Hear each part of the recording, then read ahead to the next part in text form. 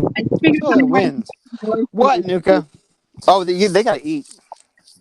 You hungry? No, stop. Hola, Hola. bienvenidos, bonjour. We are Welcome. live. Welcome to Mother Supreme's Cabinet of Curiosities. All right, you are now entering room 64 of the Hotel Cortez. Yes, we have Wi-Fi now. And yes, Hallelujah. the icebox is down the hall to the left. If you see a kid running around the hall with some blonde hair, don't question it. So tonight's stream is going to be, matter of fact, wait a second, hold that thought, pause, put a something in it. We are sponsored by Mary Girl Moody. Make sure you subscribe to the channel, the Facebook group, the Freaks of AHS, and what have you. Tonight's theme is going to be the true crime behind the story. You know, the crimes that inspired Ryan Murphy and Brad, and AHS, Crimes Behind the Horror. There you go. yes. And who is everybody? Hi, everybody. I'm Ellie. Huh? Mike. Do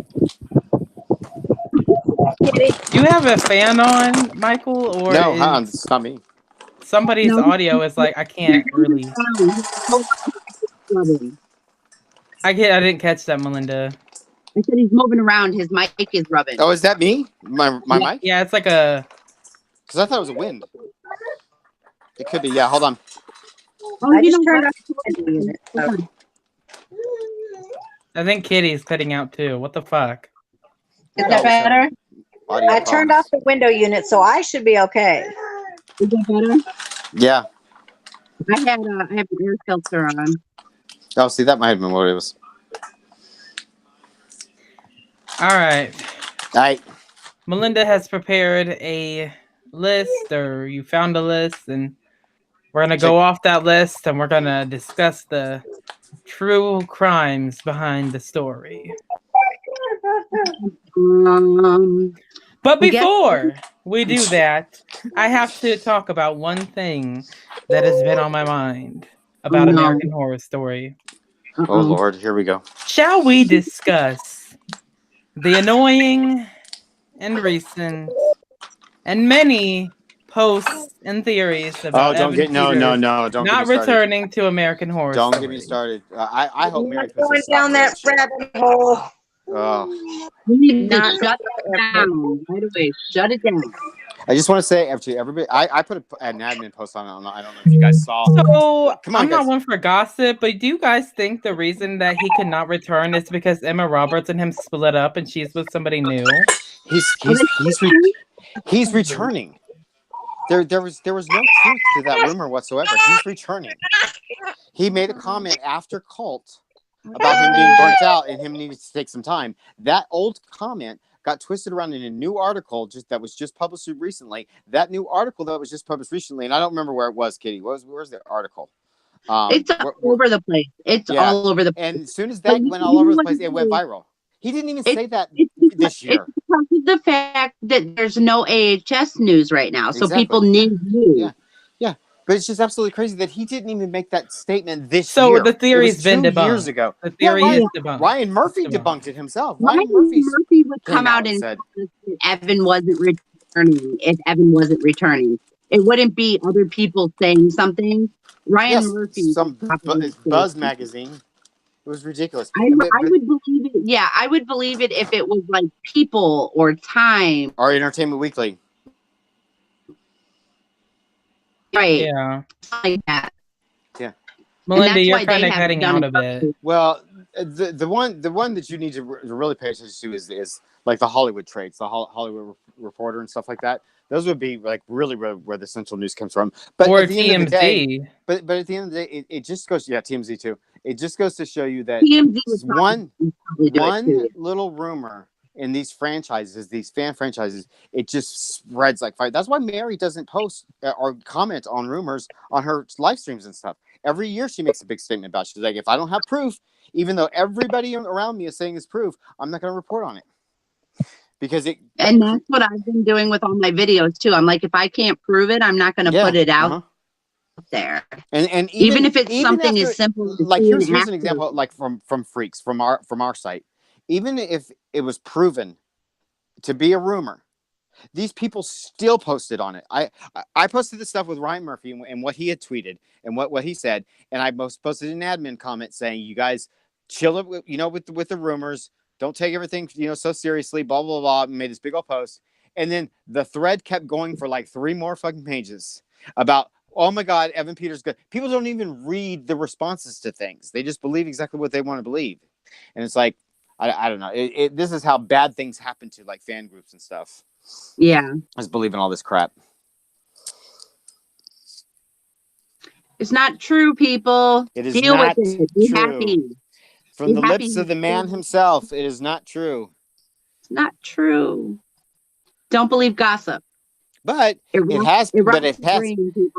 has been good publicity for season 9, though. Mm-hmm. It's been great publicity for season 9, and I'm sure Ryan didn't mind. Right. Okay, is that it? You guys ready? Mm-hmm. We're gonna start with number 1. Uno one. I wouldn't start Numero with uno. Numero uno, and like I said, this list does your hair not looks go in cute. order. Oh, thank you. Mm-hmm. I pulled my bangs back. Yeah, but this list doesn't go in order. Yeah, it's like a little Gwen Stefani type of hairstyle. I like it. Yeah, little rock style. So we're just gonna bounce around, go all over the place and everything. So we'll see what happens. So number 1 is James March. He is based on a real serial killer, H.H. Holmes. H.H. Holmes. And he is often regarded as the first serial killer in America. He constructed the hotel, which was called the Murder Hotel, or then known as the Murder Castle as well. Is it not still standing? No. It's not standing. Yeah. Perfectly crafted to be the ultimate house of horrors, complete with trapdoors, hidden rooms, chutes that lead down to the basement, and purposely disorienting hallways. Mm-hmm. Some of the rooms were even equipped to turn into gas chambers at a moment's notice, with airtight doors that couldn't open from the inside. Holmes murdered as many as 200 people, though he only confessed to killing 28. 28, yeah. And now it doesn't say it in here. Oh, you know what? The next one is the hotel. But that it's also based not just on the Murder Castle, but no, the Murder Castle actually, I believe, from what I read, it burnt down. They were going to tear it down or repurpose it or something. I think they were going to destroy it. And I believe there was a fire that actually burnt it down before they could or something like that. I mean, don't quote me on it, but I think from reading, that's what I came across. Oh, shit. But I know it's not standing anymore. My battery's dying. Hello. Check mine. Oh, I'm at 70, so I'm good. Wait, who's the Funko Pop of the week? What was the name of the hotel again? That was it was called the Murder Hotel or the Murder Castle, but it was let's see, what was the real name? I got it. I know it had a real name though.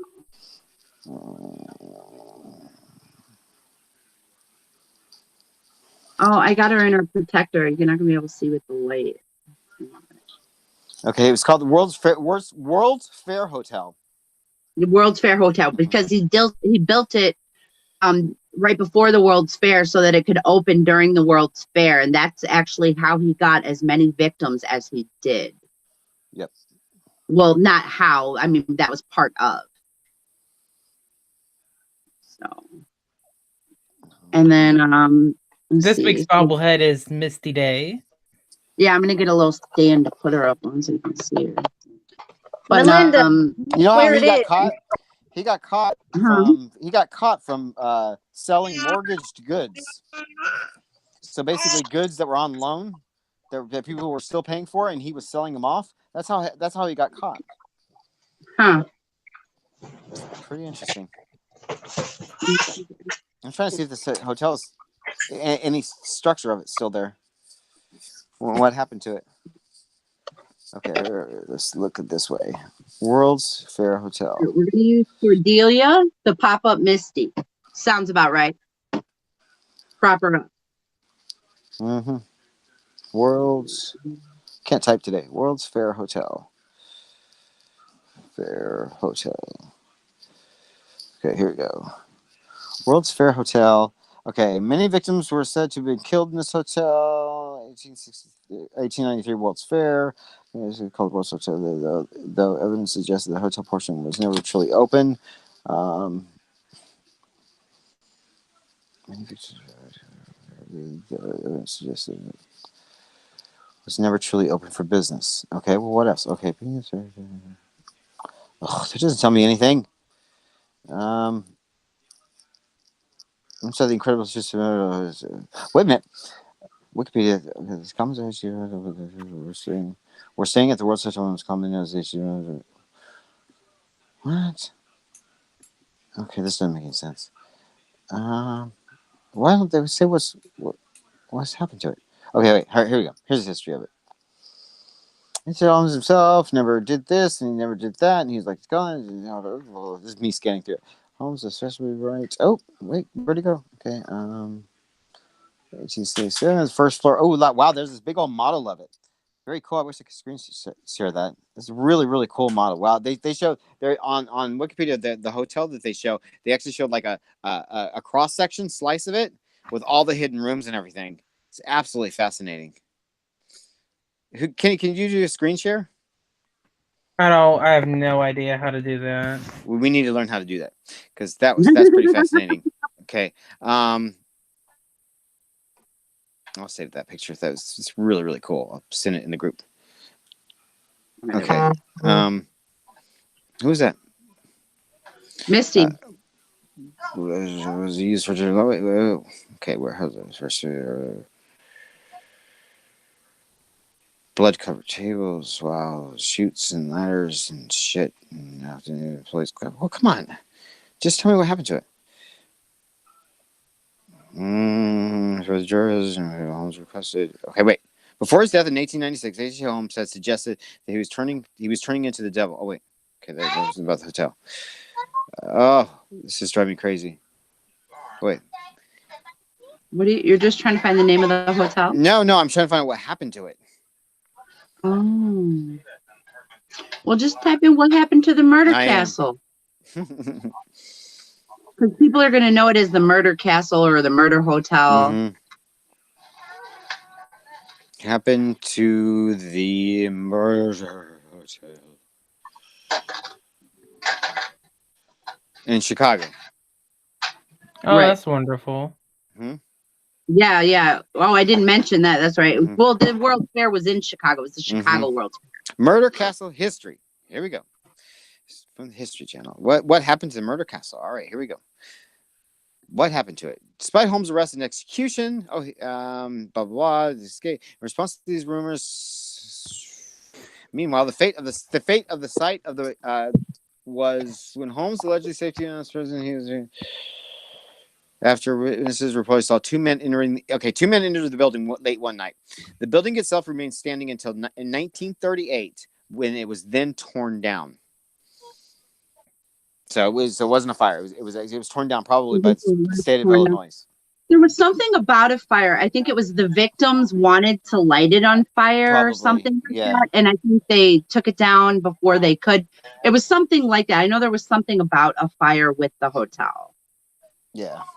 Oh, wait, here we go. In 1895, the murder castle was gutted by a fire after witnesses reportedly saw two men entering the building late one night. And then it remained standing. So from 1895, it was gutted. So it was just a shell. It was just a burned up shell from 1895 to 1938, when in 1938, the state of Illinois had it torn down. Or the city of Chicago. So there you go. Next. Okay. The next one says that the hotel is also based on the real life Cecil Hotel. The real life Cecil Hotel, which is now called the Stay on Main Hotel, had a number of insane, creepy happenings. It What says, hotel doesn't though? well, right. And you've got to imagine with so many people coming in and out of a hotel, there's bound to be death. There's bound to be suicides. Mm-hmm. You know, there's murders, there's suicides. There's going to be assaults, things like that are going to leave negative energy and are going to leave, you know. Of course, it's a place of residence, even temporary Right. residence. Yeah, that's where all haunted things are places of residence. And it says the hotel actually housed 2 serial killers, the Night Stalker, who killed at least 13 people, and John Wasn't the Night Stalker in the Devil's Night episode? Yes, Richard Ramirez. Richard Ramirez was the Night Stalker. Mm-hmm. So Richard Ramirez, the Night Stalker, killed 13 people. He killed at least 13 people.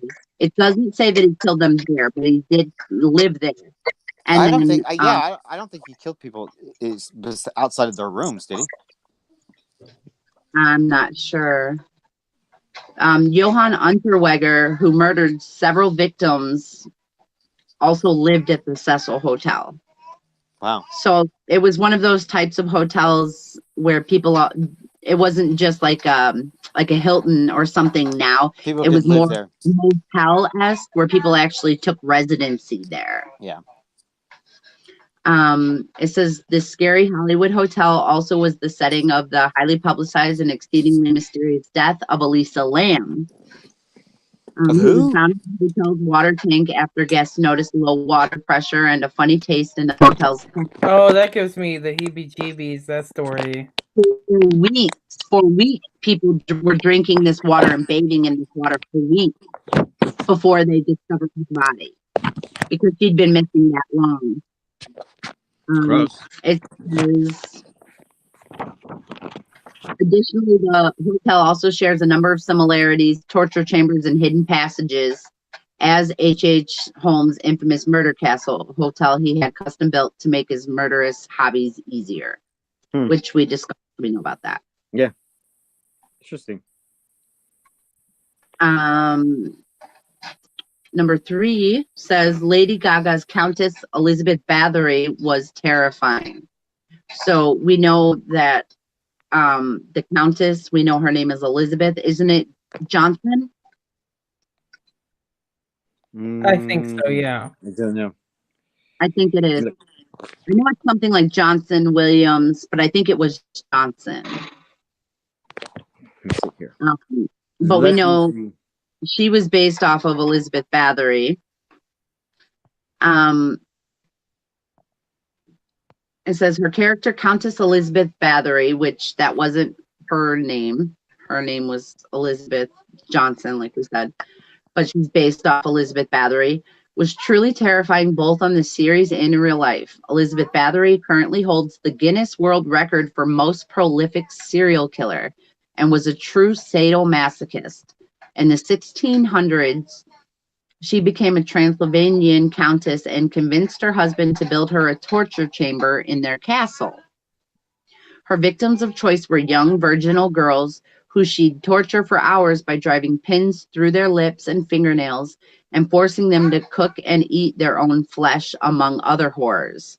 She'd then bathe in their blood to retain her youthful beauty.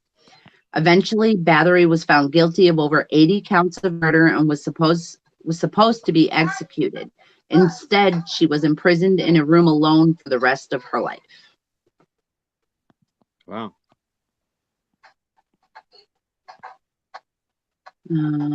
Any thoughts on that? No. I mean, that's... Where does Ryan, like... How did they come up with that fucking, like, oh, we're gonna do this and tie this into this, and fucking Dandy bathed in fucking blood too, so... It seems to be a theme, huh? Yeah. Yeah, it does. Uh-huh.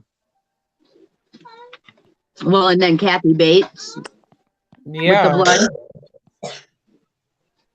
Yeah, it's a theme, and it's usually the blood's usually about power or youthfulness or something like that. Yeah. Okay. Angela Bassett's Marie Laveau was the real life queen of voodoo Correct. from Coven. Yes. As was Mhm. Lalaurie. Angela Bassett's mysterious ancient voodoo queen was based on a real person renowned in New Orleans history. Marie Laveau was a hairdresser in the French Quarter between the 1820s and 1860s, but she also practiced black magic. Now, let me also say that that's all substantial. Mhm. It hasn't been proven. There isn't records that show. It's more word of mouth for these facts about Marie Laveau. They know she was in New Orleans, but with like her being a hairdresser, and amongst a couple other little things like that, those were never proven, but they're kind of just known as about her. So I just want to put that out there. It says Laveau was said to mix elements of Catholicism and voodoo and was known as a nurse and a healer. Today, people still visit her grave and draw 3 X's on the side of it, hoping the voodoo priestess will grant them wishes. So she's like a fucking genie. I'm sorry. Hmm. I've never heard that one before. Mm-hmm. Okay, Kathy Bates, Madame Lalaurie, was an actual real-life socialite turned murderer from Coven. I'm gonna say each character where they're from then. Kathy Bates' twisted character, Madame Lalaurie, terrorized the witches in Coven. In real life, she allegedly was just as violent, so much so that she was investigated for cruelty to slaves in 1828. Since rules were rather lax back then, how bad must it have been for her to get investigated? Mm-hmm. Yeah, I saw one of the features somewhere on Coven talks about Lalaurie and how nobody in that society would have even thought to go to their house to go look at something. So something was so horrific. You remember during the show when she does her Halloween House of Horrors thing, Mm-hmm. and she actually brings people back there, and it's real organs and real eyeballs and stuff like that. You didn't hear one person, well, maybe one person or so, but say, "Oh, how it looks so real." But people were just like, "Oh my god, I'm terrified," and they ran out. Do we know that wouldn't you Lalaurie be really did really that, or is that just American Horror Story? It says it turns out the stuff she did was pretty darn horrific. Lalaurie attempted to turn a woman into a human caterpillar and would regularly cut out her slaves' intestines and wrap them around their bodies like belts. She also made them eat animal waste. Just a quick sidestep from Madame Lalaurie in Coven, who made soup from human waste. So yeah, I guess a lot of that was pretty. I'm sure some of it was a little bit glamorized for the show, exaggerated, but I don't think there was a whole lot to exaggerate on with this woman. No, based on what they showed. Do you know what crazy. I mean? Mm-hmm. Okay, Mina Thavari's Black Elizabeth Short is best known as the Black Dahlia from Murder House, and then revisited in Apocalypse when we return to Murder House.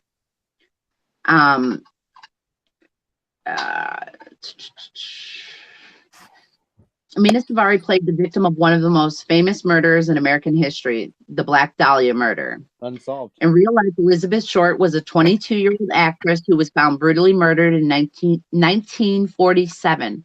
Her body was chopped in half, but the defining mark of her murderer was a smile carved across her face, also known as a Glasgow smile. The murder was never solved, and it was definitely front page news for quite a while. Mm-hmm.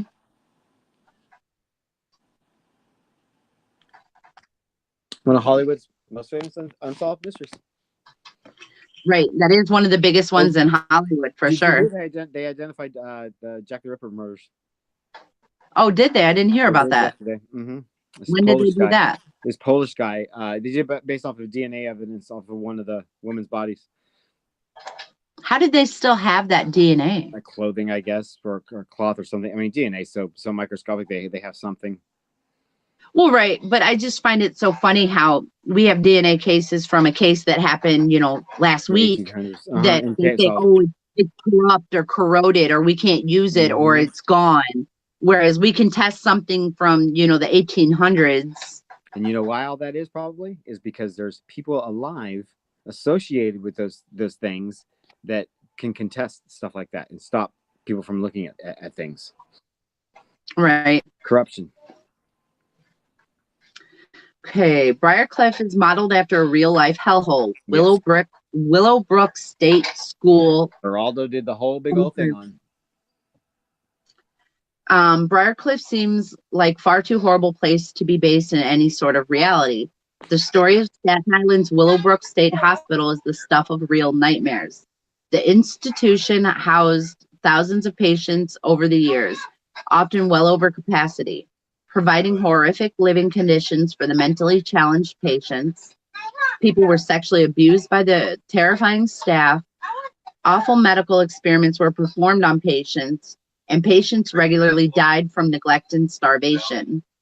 There were no evil nuns, but until Geraldo Rivera did a news expose in 1972 that effectively got the institution shut down, there was basically no God who was of any help to the poor victims stuck there. Terrific. Mm. That final scene, that one of the final scenes in Sound when Lana goes in there and does that expose, that was really close to what Geraldo did. Yeah, it was, because I remember watching that. Mm-hmm. I'm aging myself. You're aging yourself again. I watched Geraldo too. I liked Geraldo. I liked Sally Jesse Raphael too. Sally Jesse was the bomb. Jenny Jones. Jenny Jones. Ricky Lake. I liked Ricky Lake. Jenny Jones. Yeah, Jenny Jones, until the whole controversy there. That's for another stream. All right. Jeffrey Dahmer had a seat at the serial killer table in hotel. Yep. Most people know Jeffrey Dahmer was based on a real life serial killer in Milwaukee, Wisconsin, which is actually not that far from me. So it's something that is brought up and talked about quite often or mentioned. Anytime someone mentions, you tend to find people who have memories of it happening and things like that. Kind of like you with your story, Mike. Yeah. It's like that around here because that was so huge, big, newsworthy, and horrific. And people still remember it. Dahmer's fascinating. Dahmer's absolutely incredibly fascinating.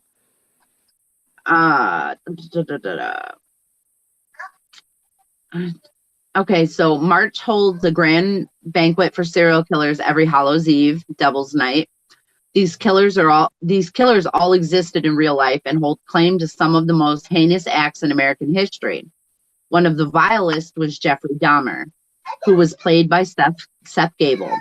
In real life, Dahmer was known as the Milwaukee Cannibal and raped, dismembered, and cannibalized at least 17 men and boys in 1978 and 1991.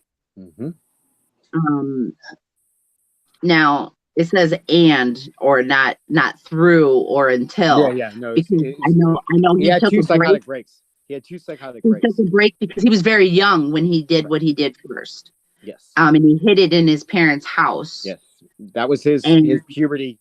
That because that age is really where you have psychotic breaks, and that was his first psychotic break then. And then the 91, that was when he did all those prostitutes and boys. So I guess we want to mention too, since we're already there, we might as well. There's no point in doing a separate one. We know Eileen Wuornos was a real serial killer. She was eventually executed. We know that Richard Ramirez, the Night Stalker, was a real serial killer who I believe wasn't he executed or did? Yes, put to death. He get killed. Death penalty, I believe. I know he died, so I couldn't remember. Oh no, he had, didn't he? Babe, what did Richard Ramirez die of? Didn't he have like pancreatic cancer or something? I think he died of some sort of cancer. All right, I'll look it up. Here we go. Research, Michael. And then we also know the Zodiac killer was real. We just don't know as and we're led to believe later in cult that it was a leader or a group of women. It was some, but that's also just American Horror Story playing with a story because no one knows. Correct. No, there is no definitive answer for the Zodiac killer. This is Ramirez. So he was never What are you caught. eating? He was What never are you eating? brought to justice. Damn it. That's why they don't show his face in Hotel when they did it too, was because there's no definitive answer on who the Zodiac killer is. Correct. Where did you get that? Oh, God. Dogs. All right, Richard Ramirez. American serial killer. Oh, God. Yeah, that's what I'm saying. I think he died of some sort of I thought he died of some sort of cancer. I'm not sure. I'll find out. I'm going to tell you in just a minute. Hold tight. I need a new nickname for all the research I do. Liver failure. Captain Data. Which is deemed natural causes. Yeah. No, lymphoma. Ramirez died of complications from a B-cell lymphoma while awaiting execution for death row. Well, here's what Eileen Warno's last words were. I don't know. She said, I'd like to just say I'm sailing with the Rock, and I'll be back like Independence Day with Jesus, June 6th. Like the movie, big mothership and all. Eileen Warnos was that shit crazy. Crazy shit. That woman had a lot of problems and issues, though. If you read up on her, there's a lot of really good documentaries on her life story, actually. There's great movie. There's Monster. Monster was a great movie. But, I mean, if you want to get more into the backstory, like her younger years and what really turned her into what she was. Yes. Because it started from infancy with her. Was a product of her upbringing and society. That's what her she was set up to fail the day she was born, basically. Really sad. Okay. Whereas Dahmer was mentally ill. He had a psychotic break. Ramirez was just an antisocial. He was just mean. Right. Didn't he have women issues too, though? Yeah. Well, yeah. It was but, like but he. I don't think he ever had a diagnosed like a schizophrenic or schizoaffective diagnosis. I believe his was all antisocial stuff. Gacy was mentally ill. Fucking, what's his face? Was mentally ill. Charlie. Oh, Manson. Mm-hmm. He's batshit crazy too. The ghost nurses of season 1 in Murder House were inspired by the Richard Speck massacre.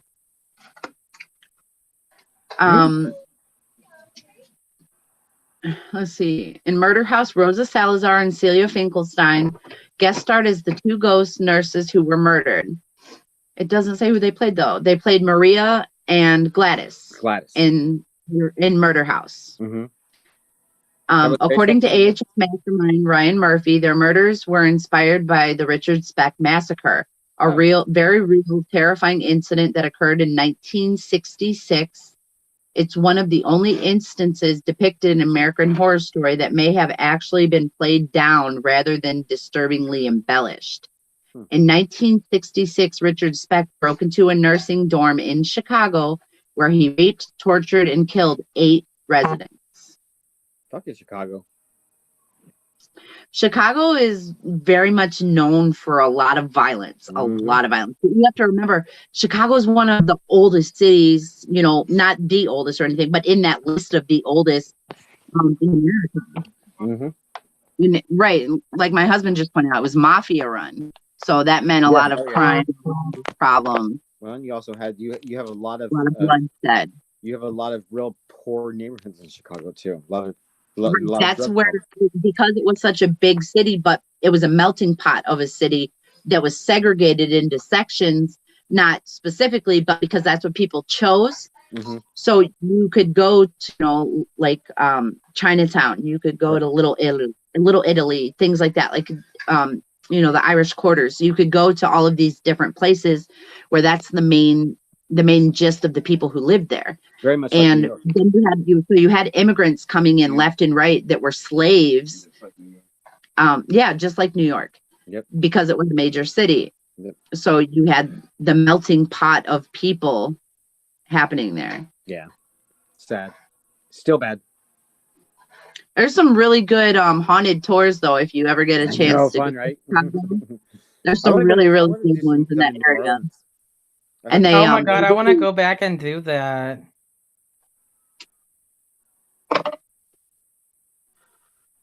What? Okay. And then the Vanishing Roanoke Colony is America's oldest unsolved mystery from Roanoke. The disappearance of the colony. It, See, I- Didn't they watched it- just like debunk it a couple years ago and say that like they had an illness or something? No, that's one. That's From just what a I hear, that's one theory. of the theories. It's one of the theories. They still don't have definitive My answers. thing, They when I never watched will. Before Roanoke, I watched a big old, like a couple hour long special on the colony, and the thing that stuck out to me the most, which could be the simplest explanation for all this, was bad documentation on what happened after. That somebody just didn't document what remained of that colony, or what people were there. They just, like, everybody disappeared, and it was just somebody making that through history. The bad documentation just showed it that it was just that disappearance, when really, if you were on the scene and you were investigating it, there would be a million more clues. They just didn't document it. That's what I heard. Okay. It says Roanoke was based on a real life colony that is one of America's oldest unsolved mysteries. In 1587, a colony of 115 people settled off the coast of North Carolina on Roanoke Island.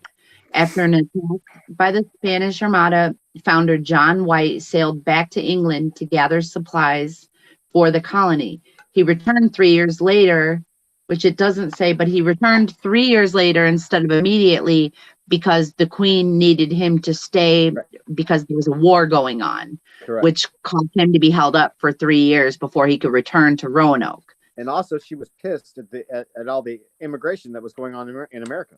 Into America, the new Americas. Yep. Right. When he returned 3 years later, he found that the entire colony had vanished without a trace. The only thing left behind was the word Croatoan. Carved into the treaty. This word has appeared at numerous sites where people have mysteriously disappeared throughout history. Mm-hmm. Potential theories behind their disappearance include cannibalism, infectious disease, and murder by Native American tribes. Or bad documentation. Maybe a little bit of all of the above. What does that word even mean? Is it a made up word? What? Croatoan? The Croatoan. It's Native American. It's an ancient Native American word. But what does it mean though? Get the fuck out. Here, I'll look it up. I'll research. Because I know I had read something about it, and I don't want to misquote it because it's a rather important part of history. So I don't want to misquote that. I will give you all the facts. Croatoan. Supernatural. Okay, wait.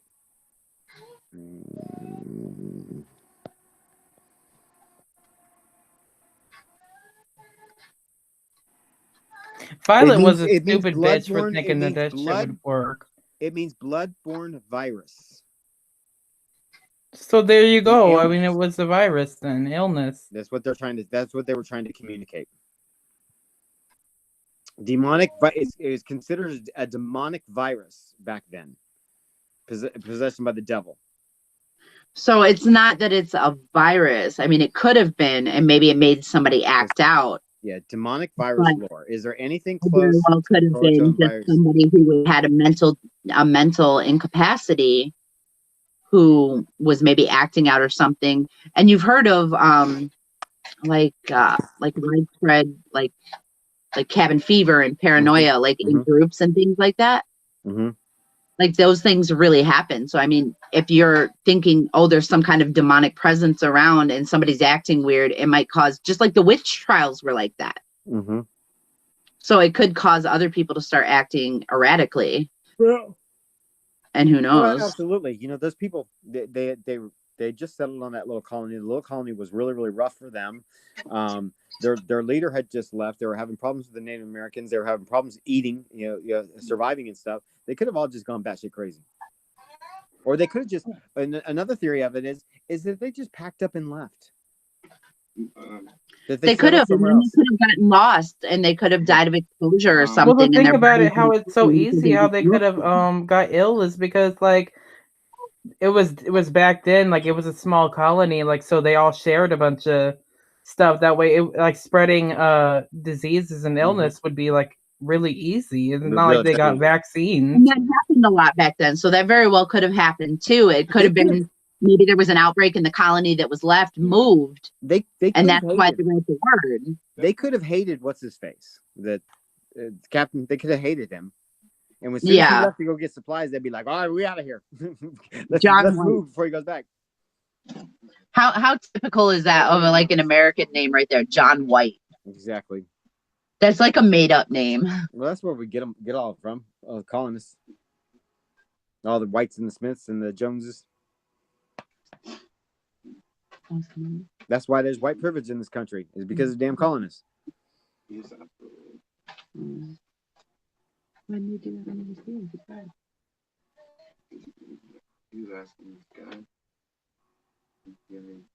All right. Roanoke's killer nurses were based on the Lethal Lovers. Bridget and Miranda Jane, the two sister nurses who opened an assisted living facility in Shelby and Matt's season 6 farmhouse, were absolutely twisted. They were also totally real. The two characters were based on Gwen Graham and Kathy Wood, a pair known as the Lethal Lovers. The couple worked at a nursing home in Michigan during the late 1980s and started killing elderly. I'm in the middle of it. They started killing elderly people based on the initials in their names. The goal was to spell out the word murder. Eventually, it turned into an all-out murder spree with no rules or rhyme. And when the pair were finally caught, they turned on each other in hopes to achieve lenient prison sentence. Now, it doesn't say in here, but through research, I found I'm not sure which one. I think it was Kathy Wood, not Gwen Graham. One of them actually admitted it to their ex-husband, admitted something about it to their ex-husband, and he turned them in. And then that's when they started turning on each other like criminals usually do, blame the other one and say it's the other one, or it was all their idea, their fault, whatever, for a lenient sentence. Yeah. But they really did do this to spell out the word murder. It's crazy. Mondays are murder. That's just nuts. Because I worked in nursing homes for a long time, and so to think that people that you put in your trust and your care into, and they're the only lifeline you have when they come to the bedside every day, they're the ones that turn around and hurt you and kill you. It's got to be frightening. Absolutely terrible. And nobody's in those rooms to even hear, see, or react to what's going on. All right. Tate Langdon's school shooting was inspired by Columbine in Murder House. Even the characters were named after initials after Columbine victims, weren't they? I think it's on here. No, it's not on here. I looked into that because we were talking about that last time. They were actually all named after something else. Something that all went together. I forget what it was now. But it had nothing to do with Columbine. Nothing to do with Columbine. Oh, it's the name. Oh, okay. Yeah, it wasn't the kids' names, which I'm glad they didn't do it that way, because I think they did on purpose, because I feel like that would have been insensitive to the families. But it says, Tate Langdon, the charming but mentally unstable teen ghost played by Evan Peters, has a plot deeply inspired by the shooting at Columbine High School. In 1999, teenagers Eric Harris and Dylan Klebold murdered 12 students and a teacher while injuring 21 more after bringing guns to school. They both committed suicide after the rampage. Tate's shooting occurs in 1994 at Westfield High School, and he murders 15 people and then is shot down by the police at his home because we know he had to be killed in the murder house for the plot of the story to work. Whereas Eric and Dylan actually committed suicide at the school outside the library after they had killed a bunch of the kids. But it did play out that way, where they went into the library, they shot at people, people hid under desks and tables and pleaded for their lives. There's even one point where there's theory behind this. One person was supposedly asked, "Do you believe in God?" Mm-hmm. Yes, but I think that was debunked, and that never really happened, or it was worded differently to the girl that it happened to. Something about that was a little different. Oh, wow. But something similar. I was in Columbine the day after that happened. Because the Star Wars celebration was there in Denver, and our hotel was in Columbine. And we had flown in, and the Columbine shooting had happened the night before, or the day before. And the day after, and the whole weekend we were there, we were in Columbine. And let me tell you, that whole community is shut down. They were just absolutely devastated. But I found it very interesting. It was a real interesting view on America at the time. Is you'd hear people talking in the grocery stores and talking to each other on the street. How did this happen? Why did this happen? You go to these little penny saver magazines. You guys might have them in your state. Well, I sure don't have them here. But you go to these little penny saver magazines and you look on the back of it, and there's some bitch in a bikini selling a gun, a big old automatic gun. And these people at Columbine saying, "Well, how did this happen?" I'm like, you're standing right by the place that sells the freaking guns. Right. Right. Pretty interesting. It was an interesting take on America.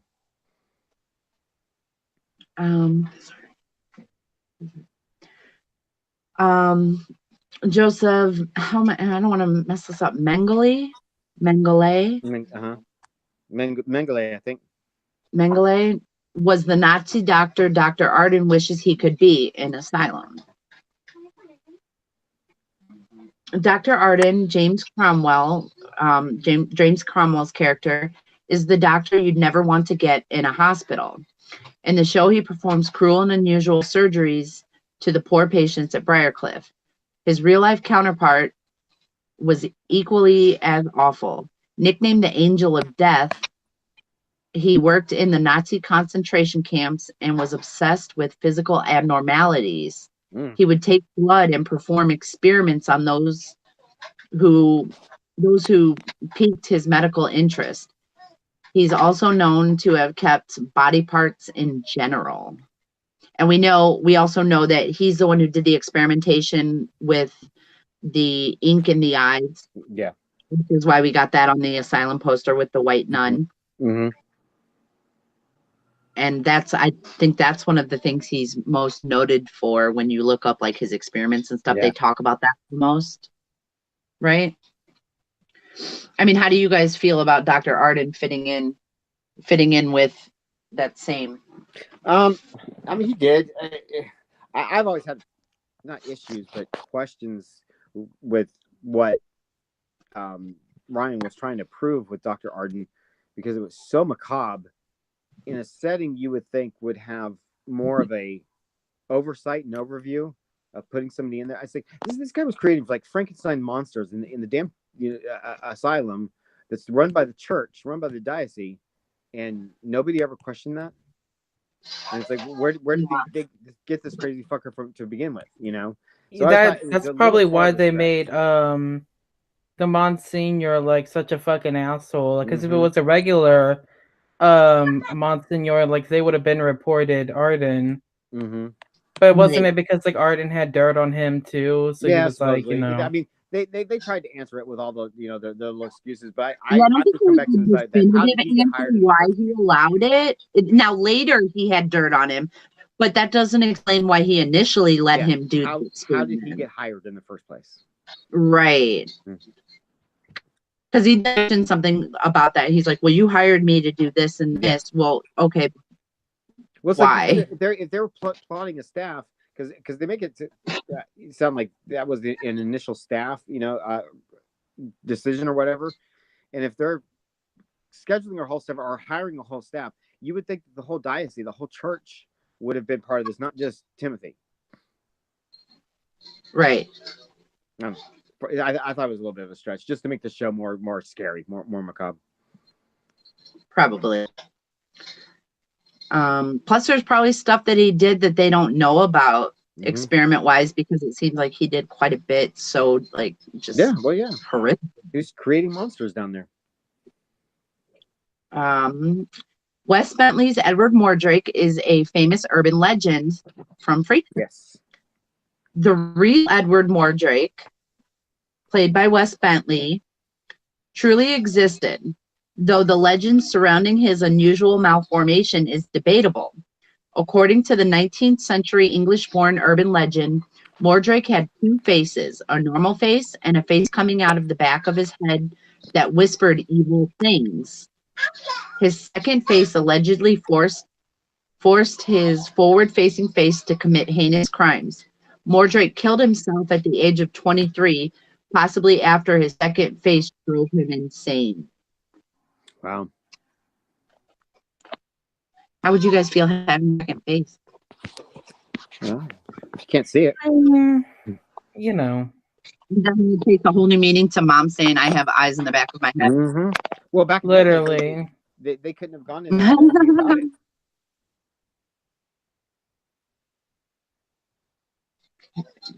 Danny Houston's Axeman is based on the Axeman of New Orleans from Coven. The Axeman portrayed by Danny Houston in Coven was a real-life serial killer who attacked at least 12 people within his year-long murder spree in the early 1900s.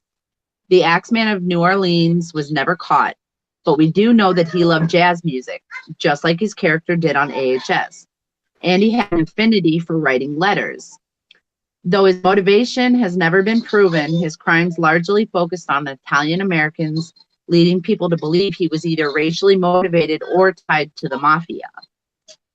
Or maybe he was Italian American himself, or maybe he was like maybe he wasn't Italian American, maybe he was Italian who came here and he was full-blooded and maybe he didn't like people, maybe self-hating Italian American. Those type of people exist too. Yep. Oh, yeah. Self-hating gays, there's self-hating black people, there's self-hating Jewish people. Right. People just be happy with who you are and what you do. Can't change it. Be happy. You are. Be everybody happy. is special in their own little way. Everybody is special. Everybody. You're damn straight. Just by being unique makes you special. That's true. But what are you doing? What are you doing? Bloodyface got his taste for skin from Ed Gein in Asylum. Mm-hmm. Pretty much any killer depicted in media that has a penchant for wearing the skin of their victims must give credit to the original skin taker, Ed Gein. Buffalo Bill in Silence of the Lambs preferred to wear his victims in a woman's suit made to fit him. But AHS, Asylum's big baddie, uses the face of a victim to hide his identity. Bloodyface, a.k.a. Dr. Thredson, played by Zachary Quinto, is a gruesome sight with his literal face mask, and it's all inspired from Gein's taste for skinning corpses and saving their skin for various uses. Now, I remember correctly, wasn't Ed Gein from Wisconsin or was it Illinois? Wisconsin. Either way, it was the Midwest. Most of the most prolific serial killers we have come from the Midwest area. Yeah, Dahmer was Wisconsin. It's because there's nothing out here. Hmm? Yeah, it's because there's nothing else to do, so they just kill people. Come up here. Come on. They get bored. I don't know. Huh? I like fun. Nuka, come up here. Miss Evers' son was a victim of the real-life chicken coop murders from Hotel. Miss Evers is an especially good maid. She can get blood out of anything, but her character is given poignant depth when the story of her deceased son is revealed in a flashback in season 5. It is revealed that Miss Evers' young son was abducted and murdered. The murder is an actual real-life case, the chicken coop murders. The murders gained major media attention in the late 20s. Gordon Stewart Northcott was a chicken farmer turned serial killer in Wineville, California. From 1926 to 1928, He abducted and murdered young boys with the help of his mother, Sarah Louise Northcott.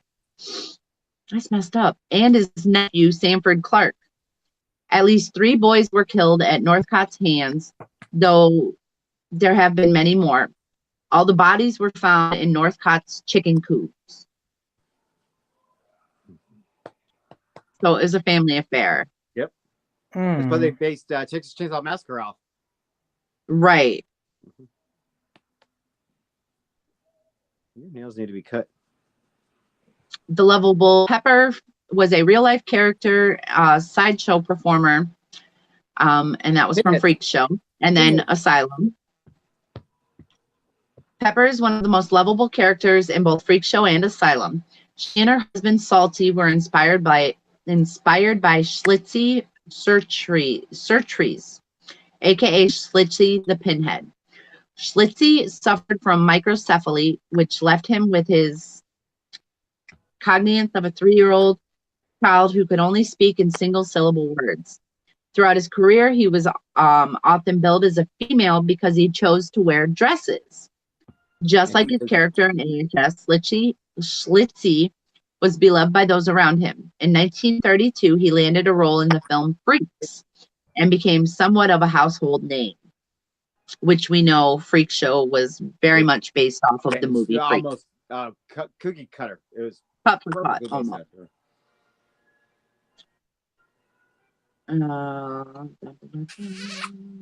We should do a review of Freaks one night. We could do that. It'd be fun. A review of what? Freaks. Freak. The movie that Freak Show was inspired Freak Show. It was 1932. They hired real performers from the Freak Show to be in that film, just like Freak Show did. And the film was is incredibly disturbing. Really, now you know really Freak disturbing. Show was all Jessica Lange's idea too. Yep, because she loved that movie, Freaks. Yeah. Richard Ramirez was a real character. We talked about that in Hotel. From 1984 to 1985, Ramirez robbed, raped, and killed a number of residents of San Francisco and Los Angeles. He lived at the Sunken Hotel. The scary part was that his victims were chosen at random and killed with no distinct method. Because he was antisocial. Lily Rabe's Eileen Wuornos was based on the real-life serial killer and prostitute from Hotel.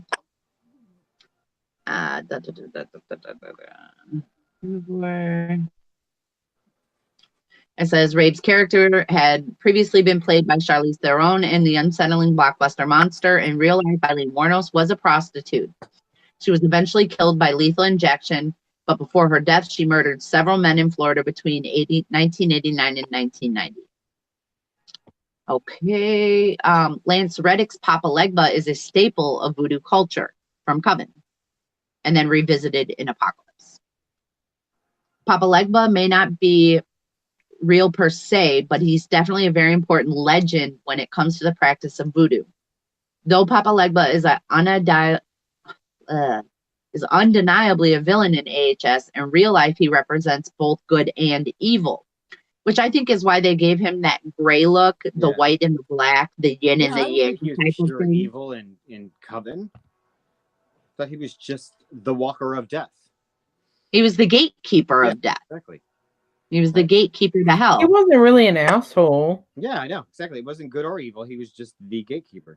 Yeah, and that's what it at says. least they gave him a sense of humor. That's true. Plus, Lance Reddick is such a great actor. Yeah. It says he's the message man between the living and the dead, and is often depicted as an old man with a cane and straw hat. AHS ramped up his look to include a creepy top hat instead. But the cane is very much similar in everything else. AHS did get one thing right. Papa Legba's signature colors are black, white, and red, which is evident in his striking appearance. In addition to facilitating conversations with the dead, Papa Legba presents people with choices and leads them along different crossroads.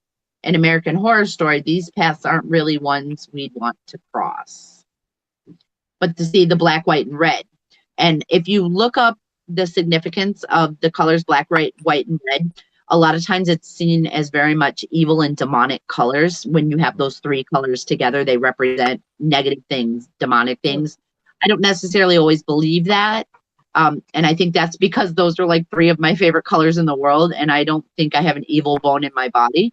But I always thought that the black and the white was the yin and yang to represent the opposite. right. And I guess maybe once you throw the red in with it, though, and you have that trifecta, it then changes it. Maybe it's the representation of blood against the battle of good and evil, maybe.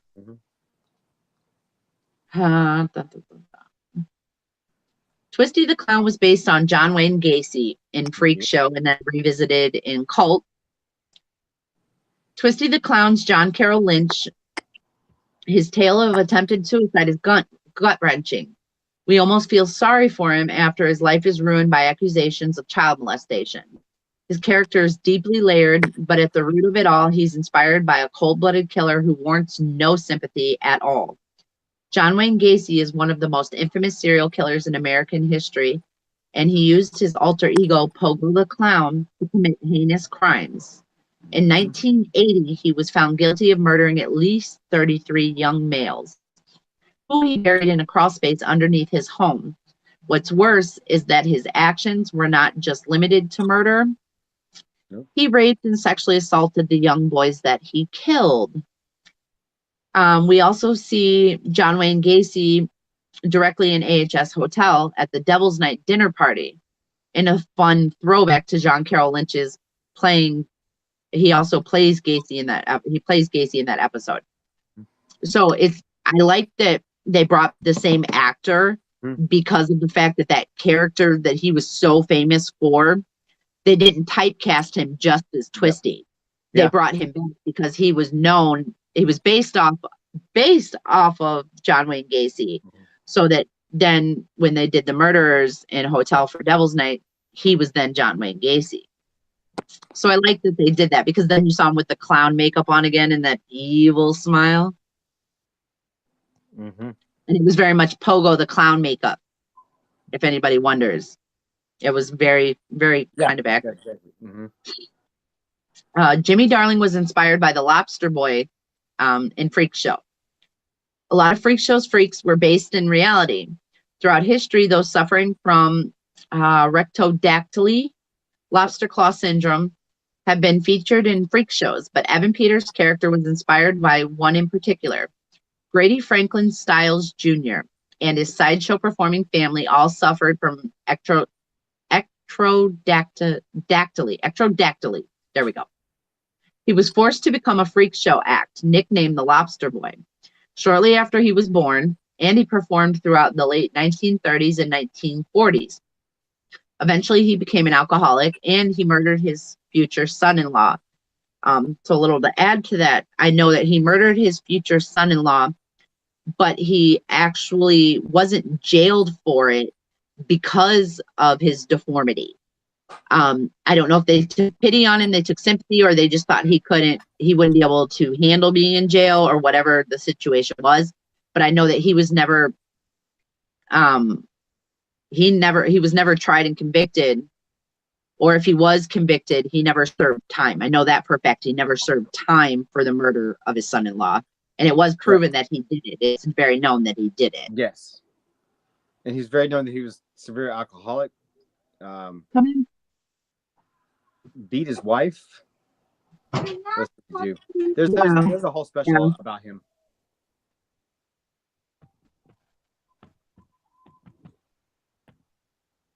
Kit and Alma were inspired by Barney and Betty Hill in Asylum. Yep. Turn that down, please. First people saw aliens. According to American Horror Story producers, Kit and Alma Walker from Asylum were actually inspired by two very real people. Just like it depicted in the series, Barney and Betty Hill were a mixed-race couple. In 1961, the pair's alien abduction claims became highly publicized. Their story didn't just inspire AHS, they inspired the best-selling novel, The Interrupted Journey, and the TV movie, The UFO Incident. Now, I know they reported losing time, they were stopped in the road, and then they both were suddenly, like, back again. and like a lot of time had passed, and they had seen stuff in the sky prior to that. But then, So that's about. didn't throughout the years, their stories just got more and more elaborate? I'm not sure, I think, but I know they became like famous overnight, and they Yeah. did lots and lots of interviews and Yeah. things like that. And I think the biggest misconception with them is that their stories continue to grow and continue to be more elaborate. And it could very well be that, you figured nobody would believe you anyway. And then maybe once people were believing you, you're like, okay, I'll give you some more detail. Maybe. But or it's about shit crazy. right. Maybe they were abducted multiple times, and multiple things happened. You never Look know. at what happened to Kit. They kept coming back for him. So who knows? Yeah, you never know. Until you're abducted, you won't know. That's true. And even then, some people don't know when they are. Right. Lady Gaga's Wild Witch, Scathach, is a real life legend from Roanoke, not the city of Roanoke, from this season 6 Roanoke. Yeah. Lady Gaga's creepy Roanoke character Scathach, Celtic for the shadowy one, may have never existed, but her legend runs deep. Scathach is a sexually charged female warrior and teacher in Irish mythology. She has magical strength and intense rage and is particularly adept in underwater fighting and pole vaulting. In addition to training female warriors, she allegedly sexually rewards male warriors. I'll be back in a minute, guys. Hey, I'll be back. They gotta have Scathach come back.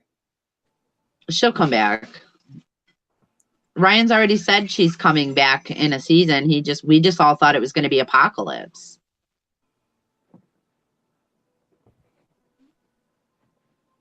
So,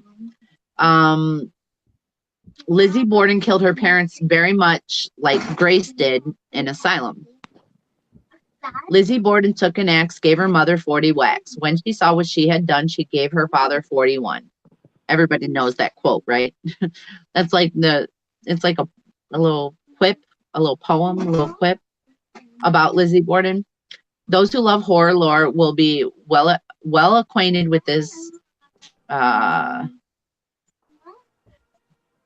parental axe murderer. From 1892, in Asylum, Grace Lizzie Brochere, is that how you say Brochere? Has also killed her parents in such a fashion. But they don't give you much backstory on Lizzie Borden.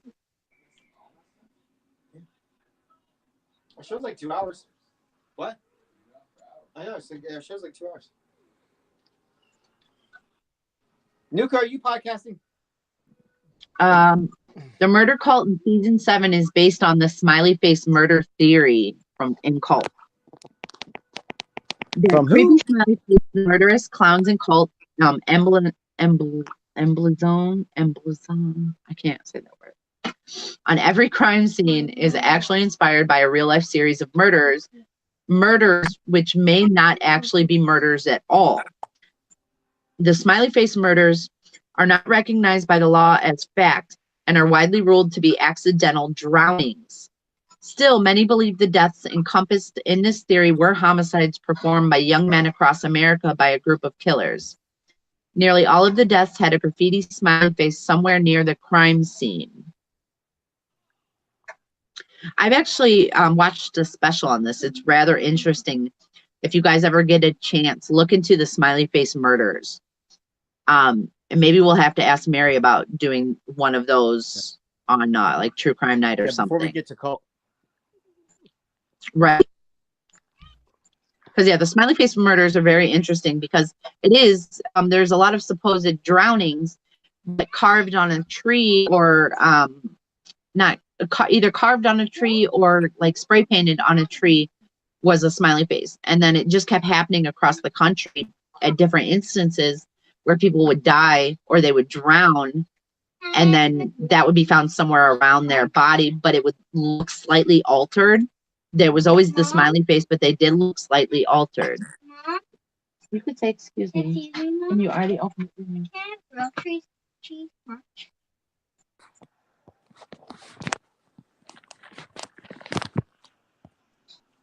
Don't you want to go downstairs?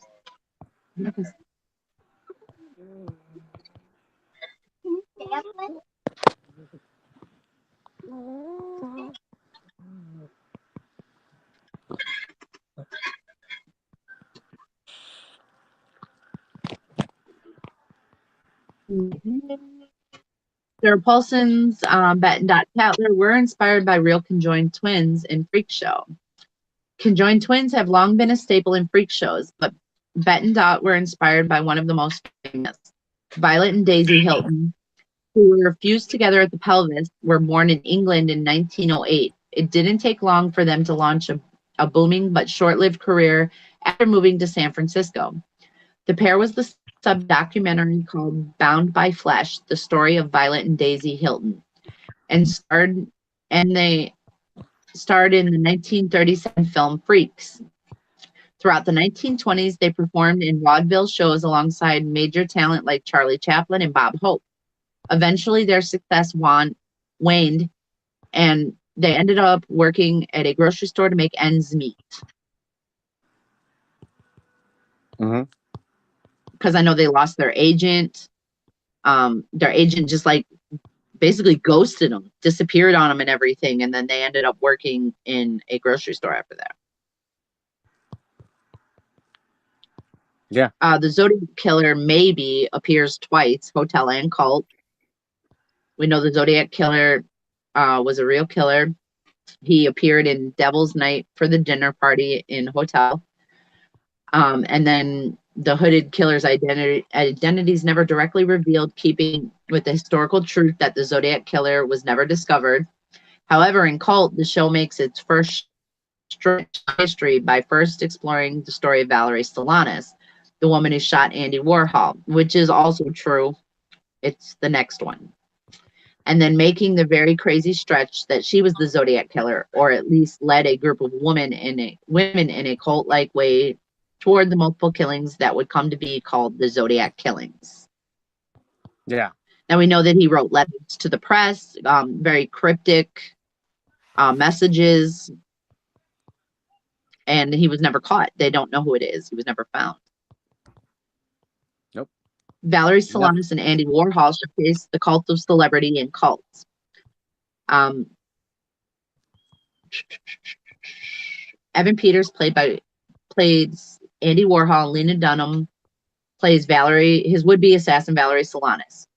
Here the historical figures play out their own true. Solanas attempting to assassinate Warhol because she was mad. She was mad he lost the script she wrote, and generally being quite misogynistic toward her. The episode warps down history a bit later in the episode, but the two characters and their wacky tale are all too true. So she really did try to kill Andy Warhol.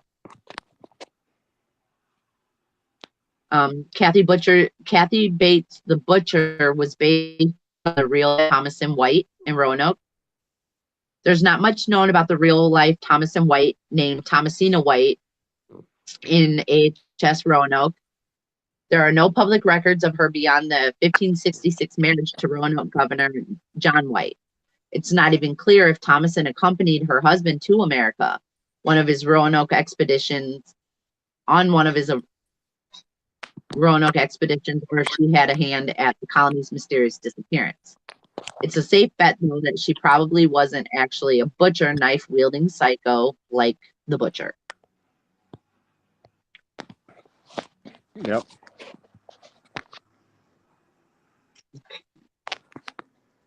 Anne Frank was not a mental patient in real life. She wasn't all too real person, as we saw Anne Frank in Asylum.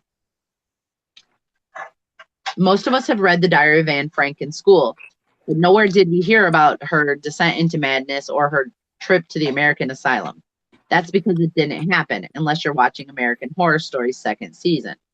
Anne Frank was a 15-year-old Jewish girl who painfully wrote about her terrifying experiences during the Holocaust.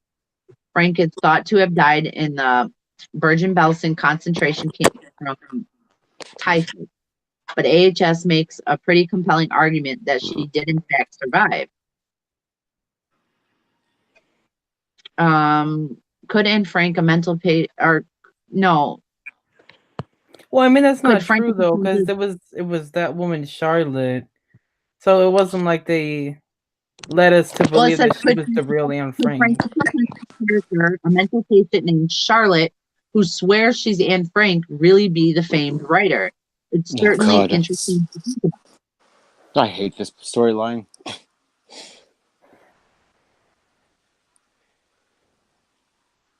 I still say this whole storyline was put in there just because Dr. Arden was a German doctor.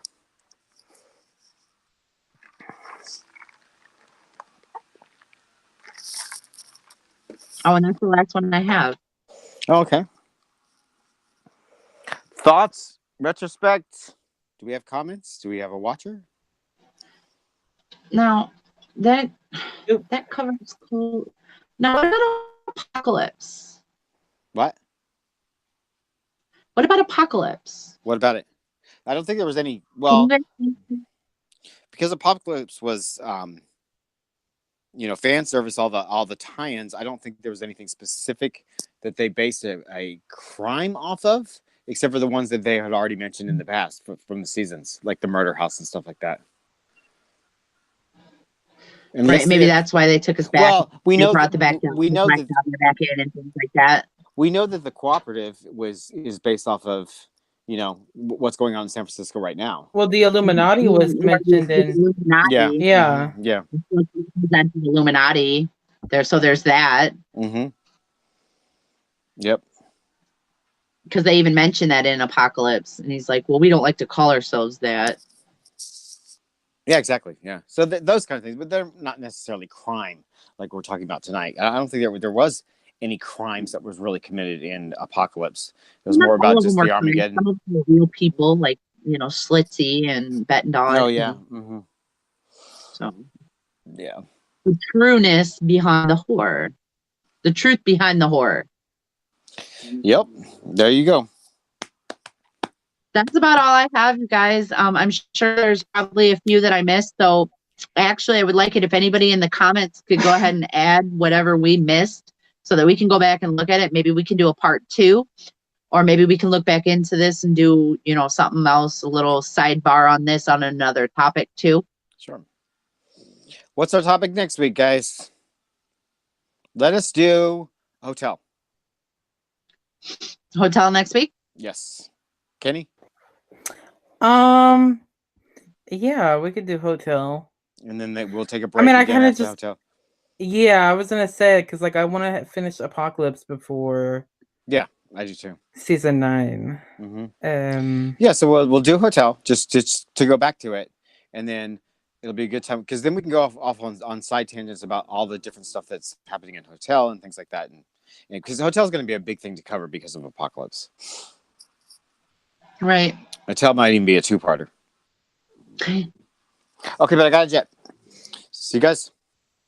All right. Bye. Bye, people. Bye. Who are watching this in the future. Yeah, bye, people, future watchers of America. Okay, bye.